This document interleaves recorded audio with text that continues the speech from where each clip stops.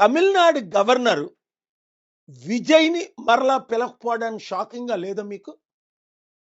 2014లో Maharashtra governor Fernandes గవర్నమెంట్ని పిలిచాడు కదా, అప్పుడు ఎన్ని సీట్లు తక్కువ ఉంటే 10-15.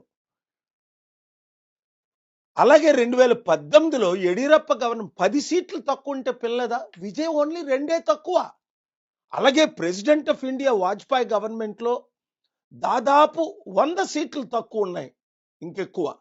అయినప్పటికీ వాజ్పేయి గవర్నమెంట్కి ఆపర్చునిటీ ఇచ్చారు. ఆయన 2 వారాలు ప్రైమ్ మినిస్టర్ ఉండి తర్వాత రాజీనామా చేశారు. ఇంకా ఇంపార్టెంట్, మన పివి నరసింహారావు గారు 25 ఎంపీ సీట్లు తక్కువ ఉన్నప్పటికీ 5 సంవత్సరాలు ప్రధానమంత్రిగా కొనసాగారు. మరి ఇక్కడ ఏం అన్యాయం ఇది? మన సౌత్ ఇండియాలో అంటే ఎవరో ఎక్కడో బటన్ నొక్కితే అలా ఫాలో అవడమేనా?